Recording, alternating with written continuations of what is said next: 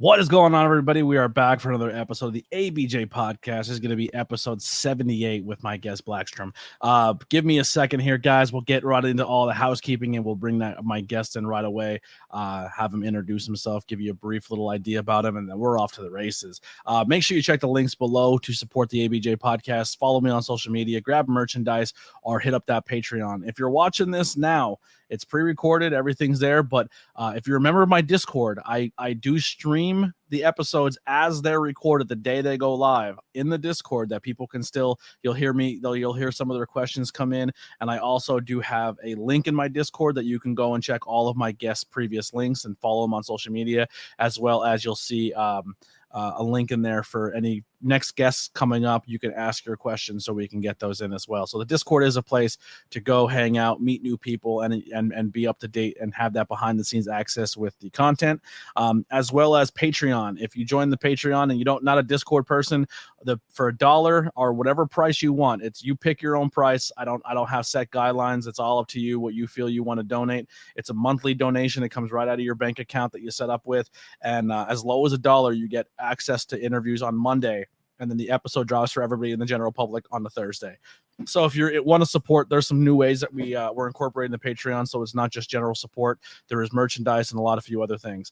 And also, huge thanks to my guest, Suplex Vintage Wrestling. Guys, it has finally happened. A whole store fully dedicated to vintage wrestling. They say it can never be done, but I have seen it with my own eyes. Suplex Vintage Wrestling is a store curated by wrestling fans for wrestling fans, located on 5th Street in Philadelphia, Pennsylvania, just one block of South Street in the heart of Queen Village. Their shop features the largest collection of vintage wrestling apparel under one roof. Their selection includes classic designs featuring your favorite wrestlers from the Golden Age, Attitude Era, Internationals, Indies, and more. And if you're tired of watching our premium live events by yourself, then SVW hosts the best watch party since your friend Kyle's birthday party when you were 12.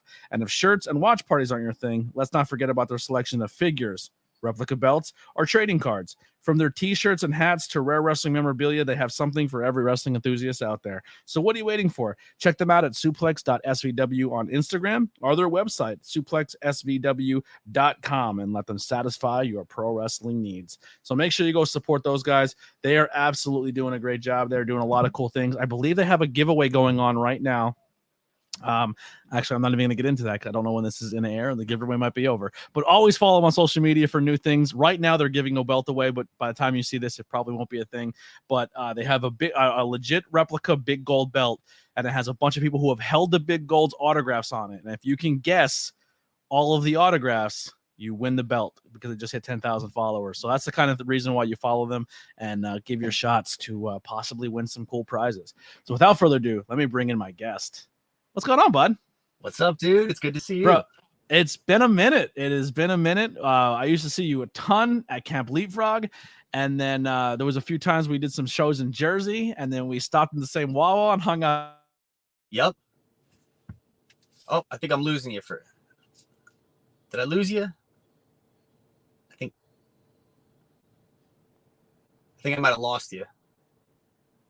Your screen is frozen. I don't know if you could hear me. Oh, no. My browser just crashed. No idea why. Oh, you're good. There we go. I'm good. That's crazy. That's never happened to me in the history of this podcast. So yeah, we hung out at the same Wawa and all that fun stuff. So give a brief introduction. Just let them know who you are, your name, and what you do for a living. Yeah. I am the tattooed torture expert, Blaxstorm. I'm located in New Jersey, and I'm a pro wrestler. On the side, I do art. I'm a tattooer. So, yeah, those are just some of the things I like to do. I have cats. I like my cats. I love that. I do you do digital art or just print? Just print, really. Like, okay. I'll do some like drawing on like my iPad and stuff like that, but nothing like crazy. I don't do anything like. As I said, maybe one day I'll commission you for a ABJ Podcast Blaxstorm edition logo.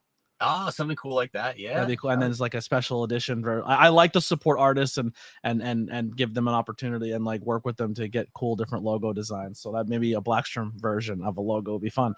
The tattooed torture expert. So that we're going to get into something because there's a match that I think two torture experts would be really fun with each other. I don't know if you ever heard of him or worked with him, but Prince Ahmed would be something I think would be a cool little matchup of used to. The You know Egyptian what? torture expert. The Egyptian torture expert. He's been on the podcast. He's a great story, and he's very, very innovative. I think I was supposed to wrestle him at some Really? point. And it like, I think it was like, it might have been like a year ago, maybe. And yeah, I think it fell through. Something fell through, or like, but I know that we were going to be on the same show together, and we were like probably going to be working, and something came up. I can't really remember what it was, but yeah, I think we were actually supposed to work each other at one point. Well, But he's good. we gotta get that back together and get that going again. Yeah, That definitely has to happen. he seems like a talented guy. He's we insane. can mix it up. One of my favorite people to call matches for too, because he'll do match moves that I didn't even think were possible. Nice. The last match he was in, he was that I got to call. He was in a triple threat, and the one guy had the other guy like a German, and he ran in and leg scissored them, like flying leg scissor around the waist, and then German them both with his legs. Oh wow! Like he did like a back, like hooked them around his waist, backflipped, and German both of them. So it was like a double German suplex with his legs. Wild. I didn't even think it was possible. It was crazy. I gotta watch out for that. Yeah, he's super, super talented. I know the Sanctuary is a far drive. If you're ever free on a Friday, they first Fridays in the month, it's like open mic night for pro wrestling. Everyone just comes and gets like matches in. So maybe we can figure something out for you guys to square up there. I went there a couple times actually. Like maybe like it might have been like 5 years ago, and it was really cool. Like it was, you got those great photos inside that awesome like church type of building. Like it is a church, but that's essentially the only place I work right now. So that's where I'm doing a lot of my commentary until this job kicks in. But it's a beautiful place, and I recommend everyone going and just getting some good footage and having some fun, and you leave there learning some fun things. Yeah, it was always fun. I think I went there 3 times, and it was a lot of fun, and everyone there was like really cool too. Mm-hmm. It's a good environment. I think it's John John Trotsky. Yes. Yeah. Trotsky. Yeah. He was really cool. I remember. Yeah. But yeah, it's been a while since I've been over that way. Yeah. So let's just dive into it here. So when did you fall in love with this thing that we call professional wrestling? So as far back as I can remember in my life, liked pro wrestling. Like when I was really, really little, I remember like my family moved into a apartment complex in North Jersey, and the little kid that lived downstairs from us on the bottom floor, he had wrestling figures. He had like, a bunch of them, like the Hasbro guys. Yeah, that's my bucket list collection. I want to get the whole line. They're the best. And he had some of them, and because I saw the toys, it like got me interested. So immediately I was hooked. And the first one I got was Big Boss Man. It's a good one. One. Yo, we were so easily swayed in the late 80s, early 90s. They're like, there's a new cartoon out. I don't care. It comes with toys. I'm in. Yeah, exactly. Like insane. Power Rangers, Ninja Turtles, Pokemon. We all got hooked because of figures first, and then the show. You're so right. Like it's He-Man, G.I. Joe, all toy lines. Yeah. Yeah, it was. And as soon as I saw that, like I started renting all like the VHS tapes from the video store all the time. But there was a time where there's actually 2 times where I totally stopped watching wrestling altogether. Yeah, I had one of those as well. High school, right out of high school. I went to my cousin's house one night, and we're all there for a party, and I had no idea what we were there for. I was just told it was a pay-per-view. It's like boxing, and I was like, I always thought boxing was cool, but I got bored with it. Like I can't watch 2 guys. I know it's a great art and it's a great form, you're just 2 people right. hugging for 15 rounds. It just bores me. Yeah, I can't stand it. But we went to his house, and we're watching, and these guys are in a cage, and I'm like, what is this? And then the main event was the first ever fight between Tito Ortiz and Ken Shamrock, and I go, I know him. He was in WWE. And they're like, who, what? And I'm like, yeah. And then here I found out he's this giant cage fighter. And from that moment forward, I was like, I don't know what this sport is, but I love it. And I completely ditched pro wrestling for a long time. Mm-hmm. It's crazy. I I think that MMA kind of took me out of that time period too, like around like 2000, I guess 5 or 6. Yep. Like that's when the Ultimate Fighter first came on TV, 2005. Yeah, around that time, like a lot of people were like, "Oh, this is really cool!" Like, and they started taking up MMA and grappling and stuff like that because of it. It was like total game changer, but yeah, it definitely impacted pro wrestling in the worst way possible, probably. Yeah, and then they somehow mixed back together at some point, and a lot of what we like now in professional wrestling, I feel if you were a pro wrestling fan, then left and then either found Japan or Ring of Honor, and then you've seen those shooter workers transition MMA into pro wrestling. I think it was a nice medium for people to come back and be like, oh, that's kind of cool. They can use that into their wrestling performance. Absolutely. And when people do it good too, like, you know, you watch stuff like, you know, the guys that they book for Bloodsport and stuff like that. Like those are good matches, man. Yeah. Those are some good matches that they put on. I've watched a few that they threw up on YouTube. Like it's hard for me to like go out of my way to like order pay-per-views and stuff sometimes, but yeah. The best way you could do it, go on Fight TV. It's $4 a month or $5 a month, and you get all of like a bunch of independent wrestling, all the GCW stuff, and you can just go back and watch all that Bloodsport. Oh wow! I really recommend it. Like they're really, really good shows. I'm always out of the loop on stuff like that. Like something always exists that can make my life way easier, and everyone else knows about it. But yeah. Now, did you ever train mixed martial arts? A little bit, yeah. When I was right after I left wrestling when I was younger, around like 2007 or 8, I started training like a little bit at like nothing crazy, but when I was a kid, I trained from when I was like 6 years old until like through like high school doing karate, basically. Okay. So I had a black belt in that. That makes sense with your strikes. Yeah, like I just, you know what? And when I was younger too, and I started doing wrestling school when I was like 14, I asked my instructor, I was like, is it okay if I like mix in some of my martial arts like into my wrestling? He was like, yeah, sure. Just, you know, just make sure it looks good. And I was like, okay. And then I started doing it. But a lot of people got into MMA and started mixing it in with their style. And I didn't do like, you know, I'm not saying I did like competitive MMA or anything, but grappled around a little bit after, you know, I stopped wrestling the first time. And no, you said wrestling. Is that like collegiate wrestling, like mat wrestling? No, pro wrestling. So actually I started wrestling when I was 14. Wow. And I wrestled all the way till I was like, I think I was 20 when I stopped.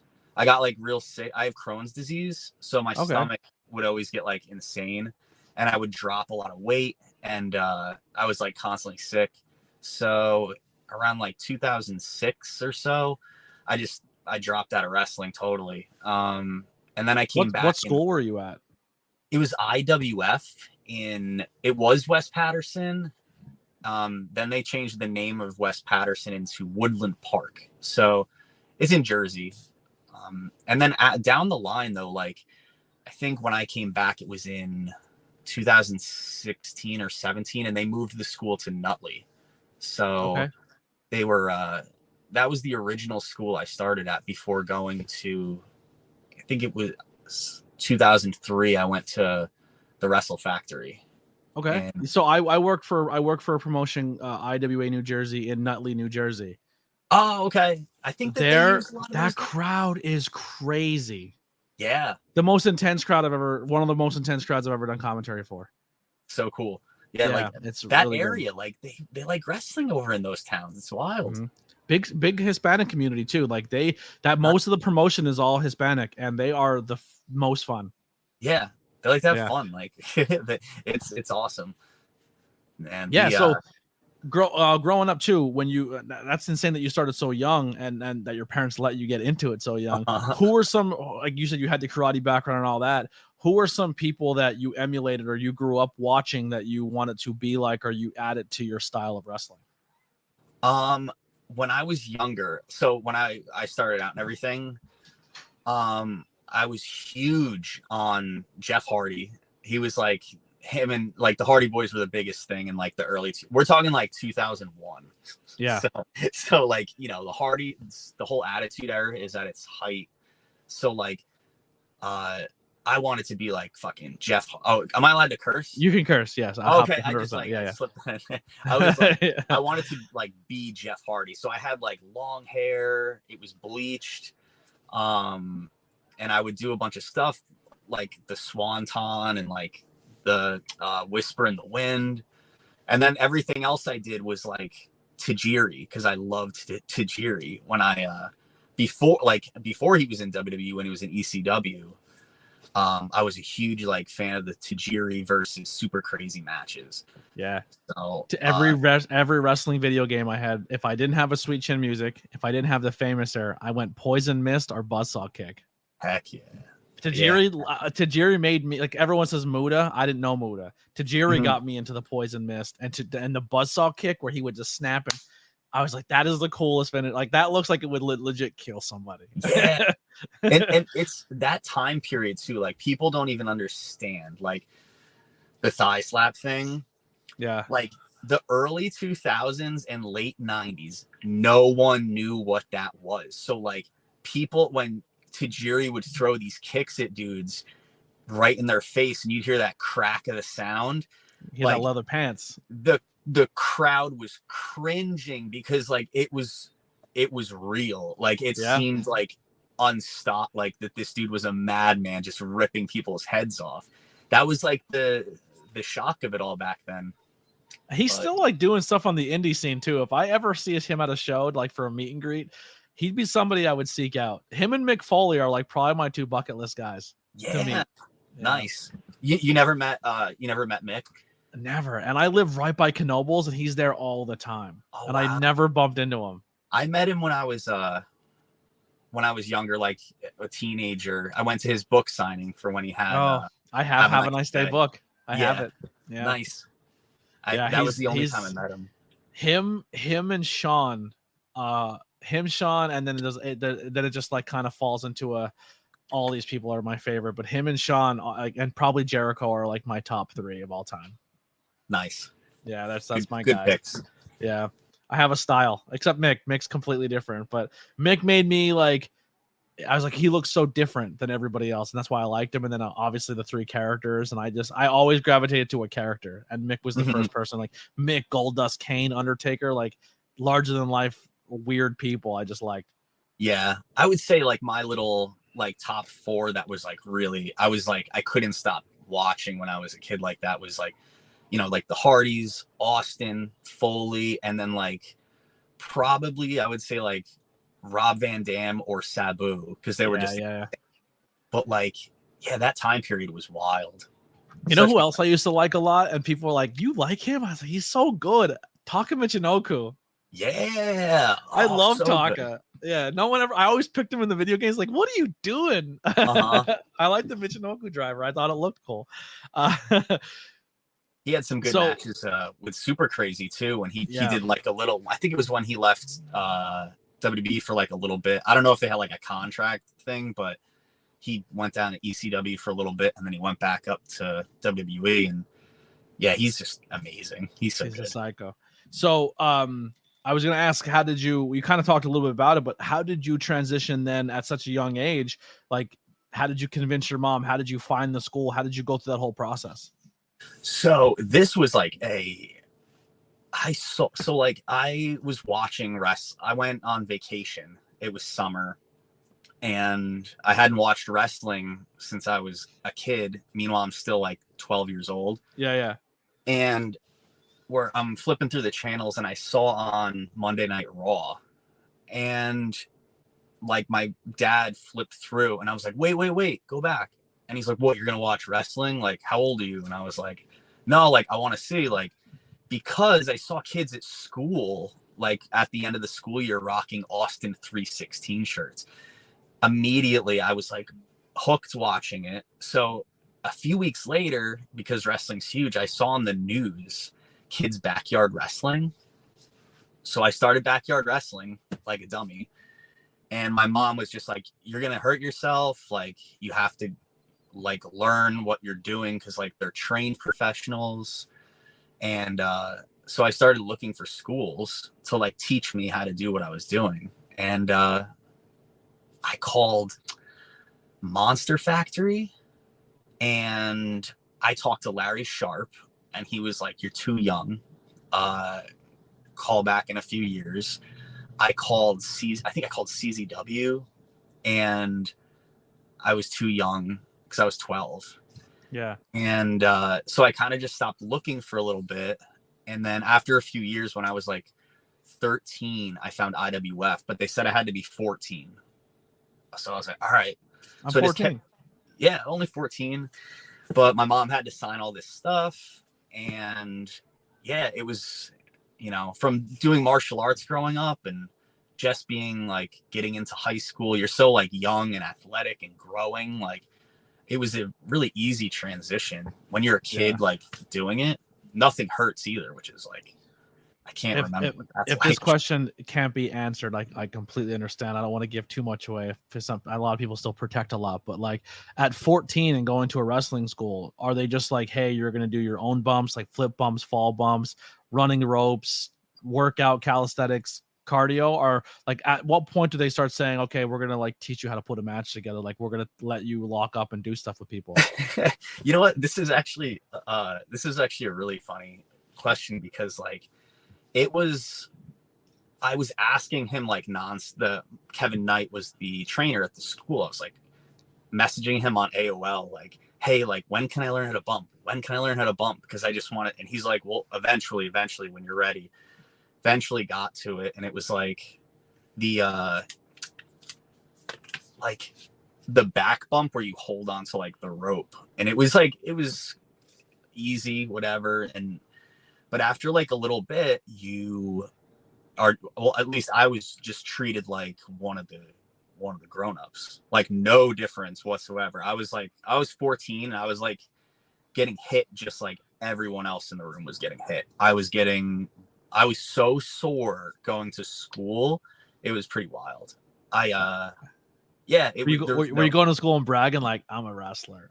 Yeah, I was. And then sometimes it was weird though sometimes, because like I wasn't one of those kids that was like one of like the popular kids or anything. Like I didn't have enemies really, but like, so people would say things or think things were stupid, of course, because like you know, kids in school, they say stupid stuff, but you can't let it, you know, get you discouraged. Did anyone ever test you like, oh, you think you're tough because you're a wrestler type deal?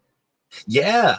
I like that was one of the things growing up. I don't know if it's still like that now, but like when I was growing up, like they would tell you, like, if you were a martial artist, like don't tell people you're a martial artist. Like don't tell them you're a black belt. And it kind of was like the same thing with wrestling, because like people used to want to like test you or whatever. And it never works out for the other person. Like, never. It's just stupid. So it's so insane to think about. Like, so I don't want to bash martial arts, but like there's people who do martial arts and there's people who break boards, right? Yeah. You know what I mean? And the people who break boards think they do the other martial arts and they're tough guys. It's like, well, boards don't hit back. You know what I mean? Exactly. It's a two different style of martial arts. But if someone trains at anything in life, you're going to be better at it than the average Joe. Now, there are some weird parallels where somebody either they fight a lot or they're just freak athletes and they can get by with their athletic abilities. But for the most part, if someone grapples, if someone is a shoot wrestler, and they do that for a period of time, and you pick a fight with them in a bar, you're not winning. Yeah, you're gonna get embarrassed.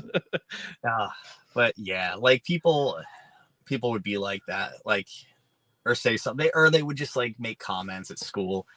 But yeah, that was how it was, I guess, growing up back then. I think kids are like nicer to each other now, which is like, I sure hope so. Yeah, me too. Like it was rough. It was rough for my era. I feel like we had like the last of like the assholes. Like we're getting out of the asshole era finally.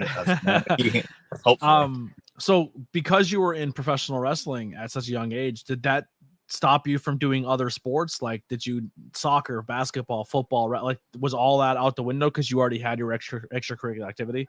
I am like, I also grew up like really into punk rock and stuff like that. So it was weird. So growing up, I was into like martial arts, like karate, but also I played baseball and football growing up. So Wow. I was doing sports, and How did you find the time? like I don't know, like where do you get it when you're a kid? Like what was I doing? You're karate, basketball, baseball, football, pro wrestling, and then were you learning how to play an instrument at the time too? Yeah, like I was listening to punk rock, so like I'm trying to like learn. Were your grades good? Huh? Were your grades good? No, they were terrible. Okay, that there's the balance. So, yeah, I just didn't go to school. No, but like I as soon as like high school hit and I was like obsessed with wrestling, I just dropped everything. Like I didn't care about anything anymore. My coaches from baseball were like, promise me you're gonna play, and I was like, yeah, I promise. And I was just like, no, like I want to be a wrestler. I'm jumping off shit. But like, yeah, like I'm gonna go home and like jump off the balcony of my apartment and like through a bunch of cardboard boxes. And that's what I want to do from now on. So what bands got you into punk music? First punk band that I got into was NoFX. Okay. Kids don't or what parents don't understand, or what our kids. I was so young when I got into punk. It was, I can't remember what year. I was in 4th grade. It was because one of my friends that I met that year in school, his older brother was into punk rock and stuff. So you had like this little punk rock kid, and we just made friends. But yeah, the first band was NoFX and then Rancid. But it was back like probably like 96, 90. Yeah, probably like around 96, 97. So punk was like really cool back then. It was I was first introduced to the pop punk. Nice. Okay. So pop punk was my introduction, and then I went back and learned older punk. But I remember like one of the first 2 bands that I really found for myself, and like because all growing up, both my parents are huge into music. That my dad was a DJ, but music was always a thing. They didn't play any instruments; I just enjoyed listening to it. But so I listened to all my dad's class, like Van Halen, Led Zeppelin, Motley Crue, Aerosmith, AC/DC, all that stuff.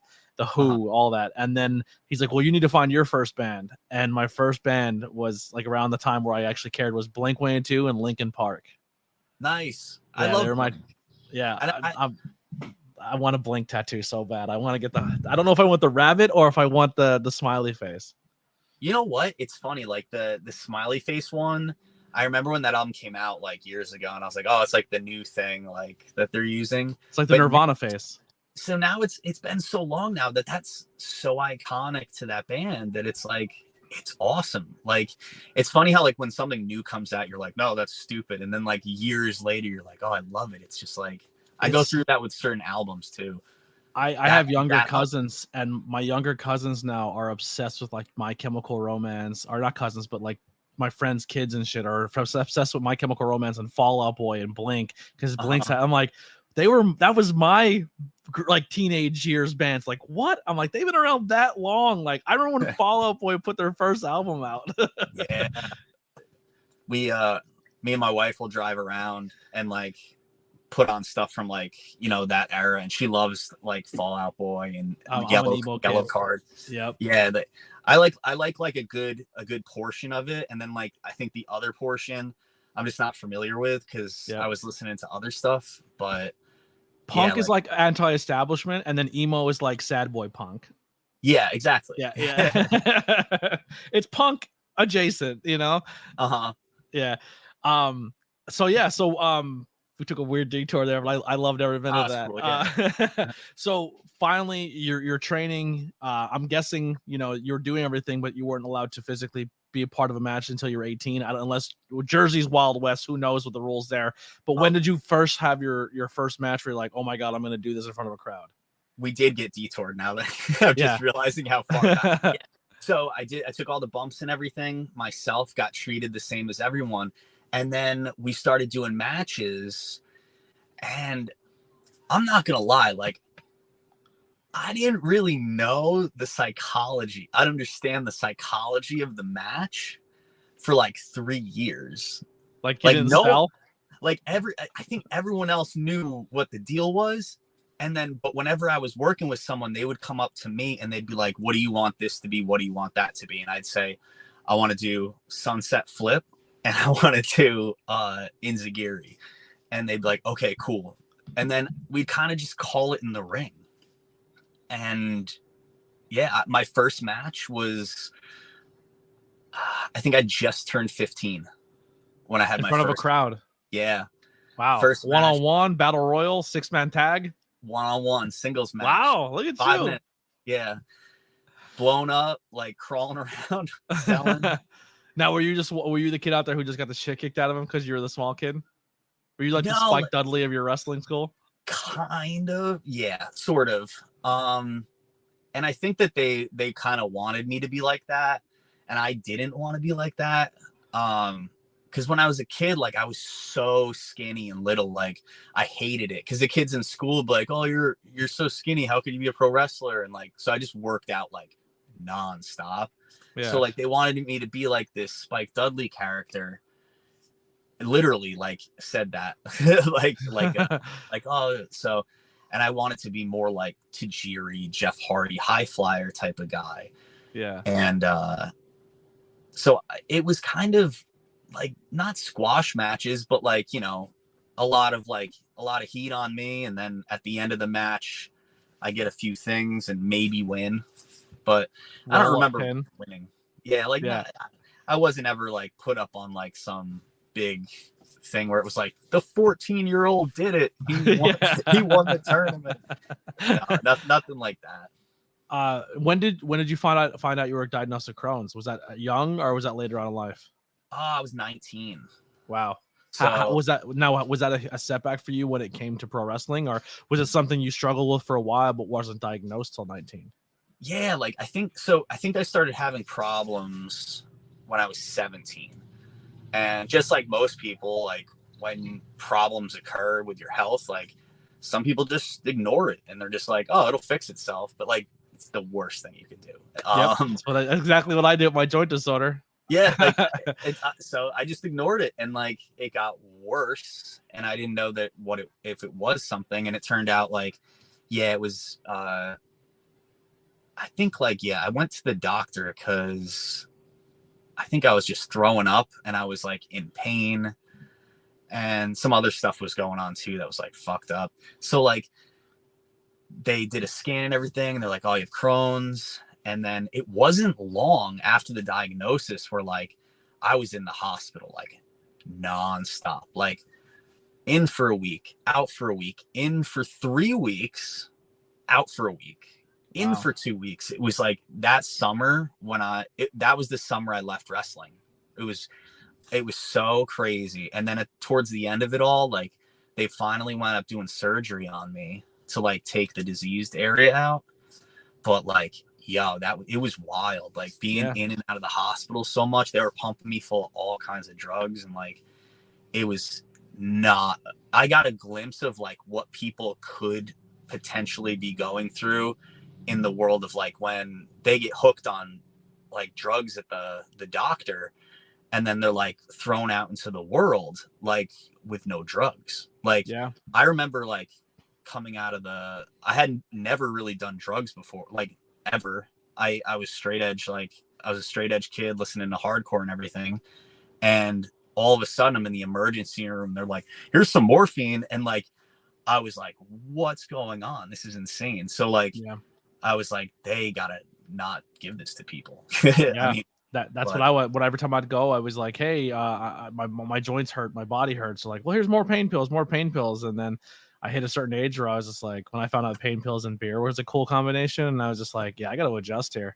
And I stopped. I dropped the pain pills, and I switched over to, let's just say, medical marijuana, and it changed everything for me. Yeah. Mm-hmm. A lot of people are bringing that into like with the medical marijuana, they're using it for like alcoholism and stuff like that too. Like I saw some people are putting that on, like it's like Crohn's and cancer and stuff like that, but they're adding like does help with like addiction and stuff like that. Or I see more wrestlers after a match, not trying to out anybody, but go in the back and take a couple hits of a pen or light something up. And like the days of like the old school guys are like, there was 3 cases of beer in the back, or there was pills being distributed, or people doing lines. And it's just like, I personally have never seen that. I just seen people smoke a joint after their match, and they're just like, and they're like, oh, it makes my body feel better. And it's just like, what a difference in just this industry that helps people so much. Yeah, it's such like a good, excuse me, that's a good like view of how like wrestling is now. Like, it's a lot more chill, it's a lot more accepting. Like, you know, you're not going to get, you know, beat up by your trainer because you went in and smelled like weed, you know, like, you know, it's not like that anymore. And then, yeah, since I've been back in the day, like early 2000s, like I was like a teenager, and I had seen cocaine mixed around in things in places, and I was a kid. But now, like, I've been back for like 6 years now, and I haven't seen anything like that. I haven't even seen, I mean, I saw one person once that was definitely on something, but for every other show, like, I've never seen drugs. I've never seen anybody getting wasted. Like, this generation of wrestlers is like top notch. They are respectful. They respect each other. They respect the building. Like, it's just a sign of like, we're in a good era of wrestling. Yes. Totally agree. And then it's, you know, smoking weed outside, like, so much better than all that shit. Like, yeah, I 100%.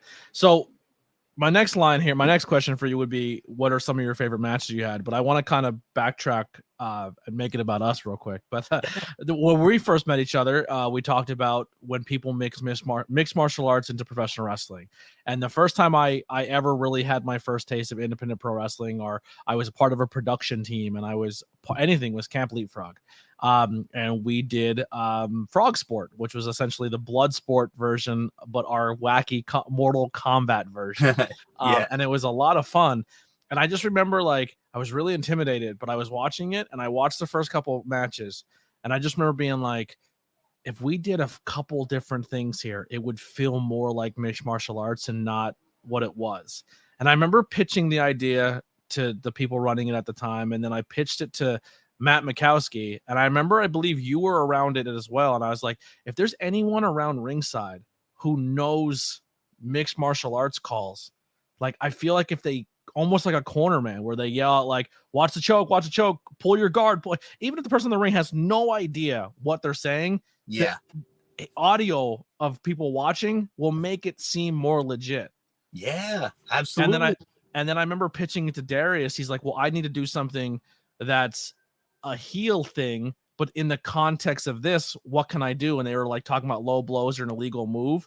And I was like, I know one that'll be even worse. And they're like, what do you mean? I said, when you finish them, how are you going to win the match? They're like, oh, we're going submission. I said, don't let go.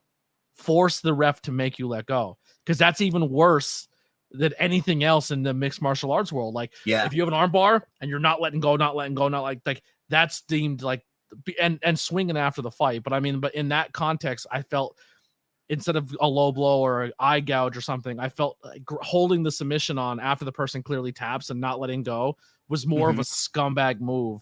Yeah. And he's like, and he ran with it, and he did it the whole time. And I was like, that's kind of cool. Like it went through. But I remember you, Matt, and a few other people, you can definitely tell you guys had some sort of mixed martial arts knowledge, background, and stuff like that. And it showed in your matches. Oh, yeah. And thank you. Like, that was like so much fun getting to, you know, wrestle Matt. And I still have the kick pad. Mix it up. Oh, nice. Yeah.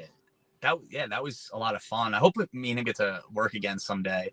I think he just recovered, or he's been recovering from his knee. I think it was. Yeah. Like, man, he's good.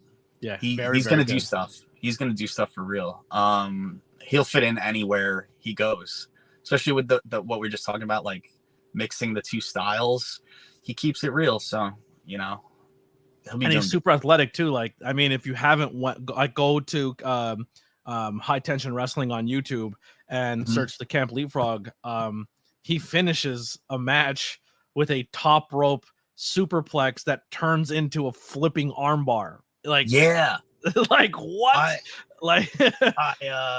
I think I was like watching that and I had no clue that was coming, and I was, what was that? I lost it. Like, it was like a Spanish fly flipped into like a flying armbar in midair. It was no physics, bro. It was crazy. But that's kind of his bit, where he can pull an armbar at anything. Like, like it looks like a back body drop into an armbar. Like, that's Mikowski's bit, and it's awesome. It's so much fun. That's what Ronda Rousey should have been doing, because her whole career was based off armbars. But they like creative waves of her getting into the armbar, but her pace got so slow her second year. It bummed me out.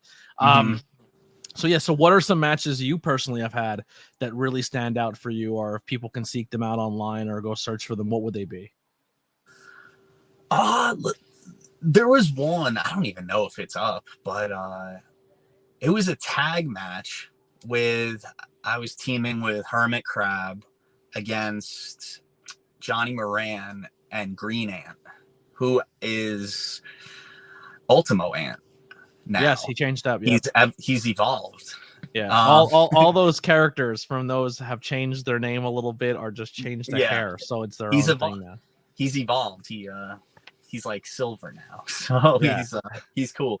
Yeah, we had a tag match that was like no holds barred. Like, I don't know if it was false count anywhere, but it was like anything goes street fight, and it was just like weapons, and it was a lot of fun. Like, I know we were being like the hell out of each other with some of this stuff, but at one point I actually I took a chair shot, and I didn't put my hands up because I was just like, yeah, I'm a tough guy, I'm not gonna put my hands up. So I took chair shot, and it just put like a hole in the top of my head that's like, it's still there, and I just started like blood everywhere. It really added to the match on the bright side of things. But yeah, I think we finished the match. Like, that happened, went a few more minutes, got everything going, and I think I got powerbombed through like a door like a couple minutes after that, and I think that was like the finish. But it was a blow off match, so there was a story to why we were fighting. What promotion was this? Excellence in Pennsylvania. They haven't done anything in a while. That was so much fun wrestling. That was always a good time. Every month, just like, in Sellersville, just always the one, like, guaranteed spot. It was really cool. Always a good crowd too. Like, they just love pro wrestling. Weird town. There's nothing out there. There's nothing. That's most of Pennsylvania. Yeah, but we were woods and coal towns. Yeah, that's what it seemed like that, like a coal town type of thing. But yeah, it was a lot of fun. And then I would say, like, I had a match with Ray Jazz for Wrestling Open. It was actually my Wrestling Open debut. Okay. That match was a lot of fun. Did you ever get to work any names? Not really. It's funny, like, a lot of the times when I'm on shows and there's like names and stuff, they're always like announced ahead of time with their matches, and it's like, it's not that I'm getting on the show later, but I feel like they had like whoever it was in mind with them. But not saying I wouldn't want to work names. Of course, I would love to work some names, but no one really on the list. I mean, like, I've tagged with Cheeseburger and Eli Isom a few years ago in like Alabama. We were in like a 6-man. But yeah, that's the names thing, like, not too many really. Yeah, I think the names thing happens one or two. So what you just said here is you work Jersey, Pennsylvania. You said you were in Alabama, so you move around a lot. So is good for you because you get out more. But I feel like a lot of guys who get the names at a promotion are people who kind of stay within their 25, 30-mile bubble. Or they stick only to that promotion, and because they're there all the time and they've kind of made that their home, then they get rewarded with the names when they come in. Where if it's a guy like you who like you make your journey around because you make this your industry, you might lose those opportunities because you're not a regular at a promotion. Yeah, no, yeah, I feel like that you're spot on with that. Like if I'm just coming in for like a one stop before I'm going somewhere else or whatever, like chances are I'm gonna probably be with like someone that wrestles like me or whatever, like or the same size as me. And then names usually with the guys that are there for a while to be like the champion or whatever, the established people that the crowd knows. Yeah. What are some promotions that you work at now that people can search and say and find a lot of your backlog, or places that you attend more than others? I've been kind of injured recently, so I've been healing up. Like my back is like it's upper back, like lower neck area has been a little wacky, so like I've been just taking some time to heal it. So I've been taking a little time off, but how much is that from wrestling and how much is that from tattooing? It's crazy. Like I'll have a match and I'll be like, I feel like I'm going to be like totally dead tomorrow. And I'll wake up the next day and I'll be fine. And it's weird. But then if I do like a 4-hour, 5-hour tattoo, like the next day or something like that, I'm like dead. It's because you're like hunched over. Every tattoo artist I know, their backs are destroyed. Like they're worse than wrestlers. So I do both. So I'm like, my back is just murdered. So everyone that watches me wrestle, just like, no, I'm always in pain. It's like, your hands too. That gun, like, I mean, the newer guns, the ones that don't have a lot of the vibration or the loud noise and stuff. Like, there's ones that look like just a stylus pen that somehow like they're crazy. That's like a pop-in battery. It's so much. There's not even a coil or anything on them. I actually just got tattooed by one. It was actually very pleasant. Nice. Yeah. That's actually what I use. Like, I used to use like the coil machines and everything, and got used to the weight. And you had friends or mentors or whatever that use those things for like 20 years. They get like arthritis. They get carpal tunnel really bad, and then you can only work for a certain amount of years. So the evolution of like the pens and stuff like that, it's huge. Like I'll be able to tattoo like forever. And the girl who just recently she actually did the ABJ logo that's behind us, and then she's done a couple of my tattoos. She did I was like one of her first apprentice tattoos she did. Nice. I made her do color and everything. She was terrified. I was like, what's the worst ever? You fuck it up, and then I don't care. I'm happy to give you the opportunity to try. But she was someone who painted and did a lot of digital art and draw. And like, I think her coming into the tattoo game and not having to use the old school stuff and using the stylus pen, and she took to it better because it was more comfortable for her transition through. Yeah. Those things, like the old coil machines, it's nothing like drawing. It's like, it's trying to like draw with a lawnmower. It's like ridiculous. I don't know how we did it for so long, but here we are. Yeah, well, I'm gonna come back to tattoo. I promise. This is my ADHD taking us on side quests. So other matches, if you can't think of anything, if not, matches that you want that you have never had. That like, boy, if I can speak it into the universe and I want to work that guy or work that guy again or be a part of a program with this person, who would those people be? You know what? I had this company had 2 shows, and I had a pretty fun match on both shows. It was upper limit wrestling. The first show I was in like a 4-way with Jay Bougie, Brother Greatness, and Gabriel Sky. And that was so much fun. Like the 4 of us in there, like we mixed really well together, and I really liked. I love Bougie, but his character's a dirtball. He's so good. They're all 3 of those dudes were like awesome to work with. They're so talented. I'd go one-on-one with any one of those dudes. And then like there's dudes like Ichiban or Mach 10.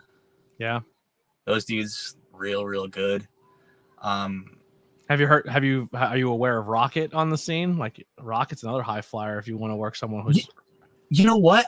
I was supposed to actually a couple months. I think it was during the winter. I was supposed to be in like a scramble match, and I think Rocket was in the scramble match, but I got COVID and I couldn't make it to the show. Like I was He's sick. unbelievable. He's I get, he's yeah, he's the guy on the scene right now that I keep telling people that like he's gonna be on TV soon. I got to check him out then. Yeah.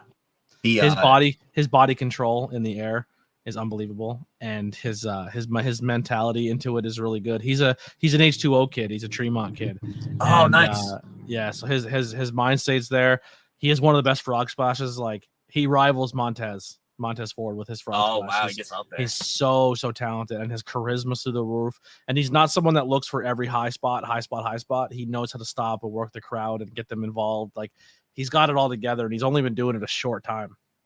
That's awesome. Yeah, those H2O kids, man. Like Marcus, they're good, man. I when I came back to wrestling, like I didn't know what's like some of these schools didn't even exist when I left. All the like 10 years before I came back, I was gone for 10 years. So like some of them didn't exist, so I didn't know what to think of any of them. So like seeing how good some of these kids are, it's really cool. Like those H2O kids are awesome.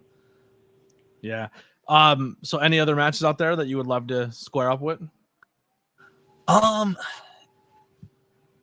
Anyone that's like, I like guys that are like, I don't do too much like high flying type of stuff, but I like wrestling guys who do a decent amount of it.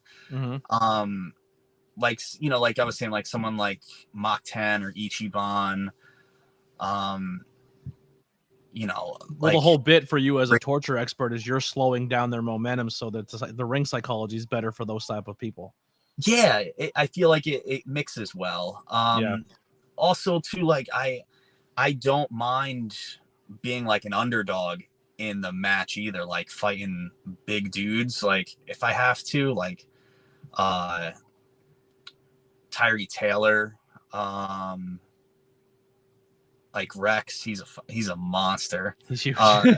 Yeah, like I don't mind fighting big dudes. So like, you know, I just like to go out there and try to tell the story. Have you ever done an intergender? Yeah, well, you know what? Just like bits here and there, but like I think that the funniest thing about that I don't really like work that many intergender matches is that when I came back to wrestling, I was training with Damian Adams, and I trained with him for 3 years. And so every Thursday night, it was me and Tasha Steelz. Like we were okay. Thursdays was dead for some reason, and it was always like one of the beginners, and then me and Tasha Steelz every Thursday. And then former Impact Women's Champion. Yeah, like we would train it like, and Deanna Purrazzo would come in because she former would be on Impact Women's Champion. Yeah, like, so she was always at that time really busy with Ring of Honor and stuff like that, and I think she was like in talks of getting signed by WWE also. Mm-hmm. Wasn't she in the Mae Young Classic and then she went back to ROH? Yeah, I forget, I think that's what happened. Yeah, I forget how exactly it went, but yeah, so she WWE gave her really harsh critiques, like she wasn't good enough or something like that. And then the next year she was ROH Women's Champion and then became like Impact Women's Champion and just been dominating ever since. Yeah, that just shows like they might be the biggest company in the world or whatever, but like they still make mistakes. Like they will still make mistakes, and to never like their word isn't the final word. Like people out there that like used to work there, that they're on the indies making more money than they were when they were, you know, signed to like an NXT deal. Sami Zayn recently just came out and said, I lost almost $100,000, close to $100,000 or $75,000 a year leaving the indies to get my NXT contract. Right there. Yeah. That's like crazy to think about. Yeah. I mean, now it's worth it. Like, but back then, you know, if you're not sure what they're going to do with you, like you might be sitting in catering for 3 years and then everyone on the indies forgets about you. Like, that's not cool. So I always think like when people are like, all right, that's your opinion, I'm going to go bet on myself and, you know, do what's right for me. Well, let me pop some Discord questions in here. So the first one by Hunter Dillon says, as a self-proclaimed torture expert, what is your favorite submission to use on a wrestler? I like to use I usually finish people with this. It's like if I'm on IWTV, I have like this habit of I use it. It's called the double palanca.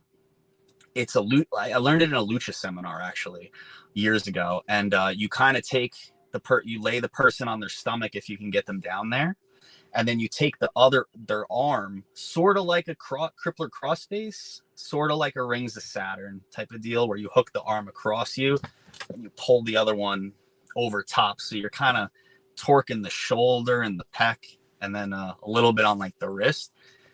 I like that one a lot, and of course I like stuff like the sharpshooter because I'm a big Bret Hart guy. Fujiwara armbar is also a classic. I love that. Anything, and then when I was growing up, my all-time, besides the sharpshooter, all-time favorite submission was the Taz mission. Okay. Very, very big Taz guy growing up. Love that. Well, what's Steven's question? What's with the tattoos, especially the head? Oh yeah, bro, I got my head done. Yeah, I when did you start getting them? I got my first tattoo when I was 15. As I say, you're already wrestling, so your parents are cool as shit. Yo, it was like a few months after I started wrestling. I was with my buddy Nick. He was also a wrestler. He was also 15. Where is your first tattoo? So it was here. Oh, you covered it. So it friend from wrestling, we went in. He lived in Yonkers. His wrestling name was Tommy Trouble back in the day, and we went into Yonkers, and like I went into the shop and they were closing, and I was like, yeah, I'm totally 18. I did not look 18, and got a bad tattoo, and I thought it was so cool. Then years later I got it covered because I got a bad tattoo. What was the tattoo of? It was like a dagger, and it said like no fear. Oh, the no fear. The eyes, so like, the eyeballs. Same company, like it was the same logo. It was so ridiculous. I picked it off the wall. It was so. I want to get a dagger tattoo, but this is I'm a Sean guy. So Sean's shitty dagger heart snake. Mm-hmm. I want that, but I want it the same idea, but I want an American traditional artist to redo it in his style, but still have the same premise and layer of the tattoo of like the dagger going through the heart with the snake wrapped around. So it's still the same Sean art, but it's someone else's art doing it and put it right in the same spot. Classic. Yeah, that's been my dream tattoo since I'm a kid, but I always thought it'd be funny. I think when I was a little kid, me and my sister played tattoo outside, like in my grandma's front yard once, and I drew that tattoo on her because it was the only tattoo. Something's dinging. Oh, that's stopped. No, you're good. You're good. Yeah. That was the only tattoo that I could like think of in my brain was the Shawn Michaels tattoo. Yeah. Totally iconic. One of the first things I learned how to draw was the Brahma bull skull because everyone was like that. Nice. The Brahma bull skull and the Chicago Bulls. Nice. There was like, yeah. So what is your favorite tattoo you have on you that has the most meaning? And what was the worst pain tattoo you've gotten? Well, they all suck, but like a spot that you're like, oh, it was the worst to sit through. Yo, like for real. So before I got my head done, the worst spot on my whole body was like right below my chest, like where your the front of your ribs. Like your stomach area. Yeah, like up onto like your stomach, up onto the ribs area. That was like just getting it filled. Like if you see the pictures of me and stuff, like how it's just solid color, like it was like torture. It was really bad. But then years later, I get my head done, and I got it done in like sections. So the one side I got done, it has like it's like a. I don't know if you could see it, but it's like a Japanese demon. Yeah, it's like a Japanese Oni mask, similar to what I have on my front. And I was like, wow, this sucks. And then I got the back done eventually, and that also hurt. But then when I got the top, it was like horrible. Like horrible. like all Oh, this through like the hairline area. It was bad, like really, really bad. I watched a guy get implants put in his head. Oof. The most blood I've ever seen in my life. Yeah, dude, It your was head awful. bleeds. It's Yeah. crazy. What was the? Well, how do you feel? Because listen, I know me, my next tattoo, I'm doing it. I don't give a shit anymore. I'm too old for this shit. I hate getting tattoos. I like having them. What do you feel about the numbing cream? I don't care. I've used it before. Yeah, I'm doing it. I used it on my nipples because like they're tattooed. There's parts of them that are blacked out, and I was like, yo, I don't want to feel this. So I used it, but then I recommend if you want to use it, I feel like use it for like something small, and that's not going to take too long. Because when I used it, it wore off after like 25 minutes, and it made it feel worse. And you can't reapply it? You can, but like they say on the bottle, like you're supposed to like put like glob it on your arm or whatever, and then wrap it with saran wrap so that like it insulates it. And you're supposed to leave it for like at least a couple hours for it to really start to work before the tattoo. Yeah. So that's the way you're supposed to do. I think the one that I had like years ago was like 3 hours, and I was like, cool, let's do this. And it still wore off after like a half hour. I was so pissed. I was dying. I was in so much pain. Yeah. Yeah. So maybe for something small, or like I tell people sometimes, like if you want to get like a piercing, it's really cool. But yeah, as far as an artist goes, like sometimes it bothers the skin, but it's not too bad. Yeah. So one of the questions in the Discord, and that was one I was going to bring up here, so we're on the same page. But I'll give Raz the credit for the question.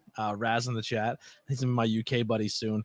How did you come up with the name Blaxstorm? Where does this character come from, and where do you how did you come up with the idea of this persona? So this is actually a really good question, because no one's actually asked me this before. Blaxstorm is my name growing up in wrestling was Dylan Black. And I came back and I was still Dylan Black. And then like a couple years later, this dude goes on TV named Aleister Black, and he also has tattoos. And I'm like, well, this is getting rough out here. So I might have to change the name. And then like I wrestled in a match with a very good wrestler he's a cool dude named Logan Black, from New York. You know who Logan is. And I was like, you know what? Like, I feel like I could just change my name. It's not a big deal. Like, I'm like, for some reason it got in my head that I was like tattooed guy, same last name as the guy on TV. So also has giant skull on the front, but on the back, like, like a lot of strikes, a lot of kicks. They got a red beard, like, yeah.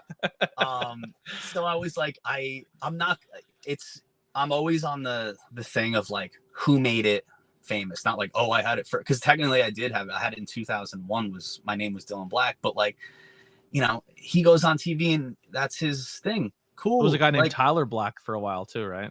Oh yeah, you know what? I didn't watch wrestling during that time period. Yeah, that's right. So, but I was like, I'm just gonna change it, but I want it to be something kind of similar.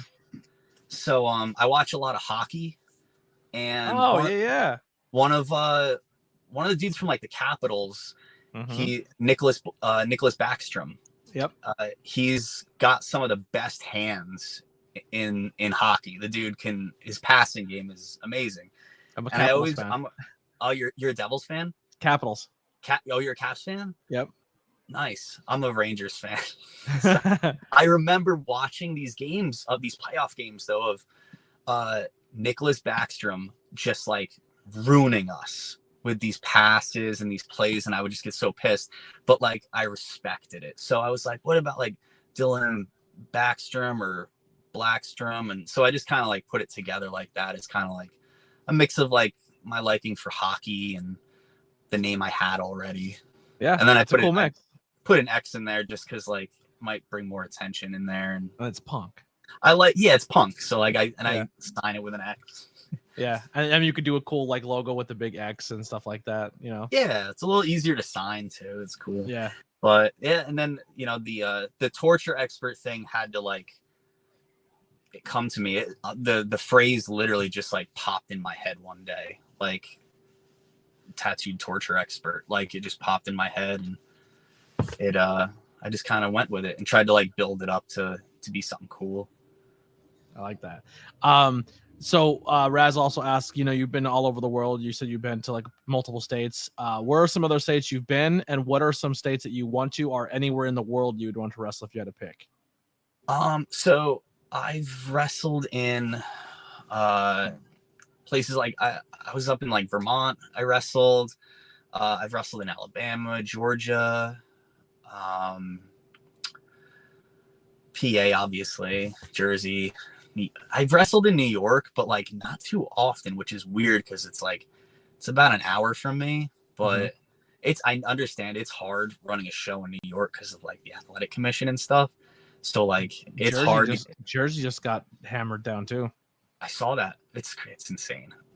But it's hard to bring guys into New York because like transit and stuff like that. Like, but yeah, like I would like to actually wrestle more in New York. Like, I mean, traveling and going over the bridge and stuff, it's rough, but like I don't mind. Like, crowds in New York are always wild. I haven't wrestled in Delaware, actually. I wrestle in Maryland kind of on a regular basis now with Flying V. They always have really good shows. That's where I was recently and had a great time. They're down in like the Baltimore area, but I want to get out to like everywhere, like Texas, Cali, anywhere on the West Coast, really. Like, just to any internationals you'd like to do? Everywhere. Yeah. Like, I went to, right when lockdown started, I went to Germany to train at the WXW Academy that they had out there. Sick. And it was like, I was having so much fun, and I was supposed to stay for like a month, and I was staying with like the other wrestlers that were there on their international tour to do like, they were having a tournament, and it was huge. Like, WXW in Germany is like crazy. Like, it's like they don't have as much wrestling going on out there as we do here. So it's like the shows are really, really good. And then like the crowd is like amazing too. So I think that they had some stuff up on the WWE network at one point. I don't know if it's still up, but yeah, I would check that stuff out. It's good wrestling. But I trained out there, and then lockdown happened, and I had to come home early. So yeah, I was supposed to wrestle on a show, and I think it was in Belgium. I was going to wrestle, and I was really excited. And it got called off like the day before because they just, like, in America, they were shutting everything down, and there it wasn't yet. And then right as I was leaving, it was like, the burger place is closed. I was like, God damn it. Yeah. Well, here's our final question of the podcast, and it is sponsored. This is a sponsored question by Logos by Hunter. So if you're looking for a logo for your merchandise or your podcast or anything, hit him up. He's on YouTube and Instagram. Logos by Hunter. He's done a lot of stuff for me. He's super, super talented. But his question is, and we're going to always end with the podcast with this, is if you could write a letter to your younger self, what would it say? Letter to my younger self. Don't give up. John Cena. Yeah. I mean, like, yeah, I would say, yeah, like, yeah, just because, like, you know, with wrestling, I had to stop, and I feel like there was a point where I could have come back earlier, but I was, you know, caught up in life and, you know, maybe people I shouldn't have been hanging out with, and Johnny Trouble or whatever his name was. Yeah, you know, but then, you know, I came back, so, you know, not to give up on anything. Absolutely. Well, where can people find you on social media or to follow along with you on your journey? I'm on Instagram and Threads under @Blaxstorm1 with the number 1. And I'm also on X or Twitter, whatever you want to call it. It's so stupid. I gotta change my little bird up there. I just realized that. Oh yeah. I added the thread and never got rid of the bird. I have to put the X up there now. Bro, it's so lame now. Like, yeah, it is. He should just make cars. Don't make social media. Bring MySpace back. Can we have MySpace back where you can put your songs and your top 8? I need that back. Yeah, like, it's just Twitter sucks now. But yeah, I mean, I'm on there too with the same handle, Blaxstorm 1. And Awesome. yeah, that's where to find me really. And I think match wise, like I got some stuff on IWTV on like Wrestling Open and stuff like that. And yeah. Check them out. Well, thank you so much, man. I really appreciate this. I had an absolute blast learning about you. I hope the guests really enjoyed this as well. Make sure if you listen to this on the audio platform, you leave a 5-star review in the Q&A section on Spotify. You could leave a little review. Tell me what you thought of the podcast. Apple, you can leave reviews. And if you're watching this on YouTube, leave a comment below if you're watching this later on. Let us know what you thought of it. Hit the thumbs up buttons and subscribe if it's your first time here. We'll see you next Thursday with our next guest. And that'll do it for the ABJ podcast. Here's some music by the Converse Kid. And we'll see you next time.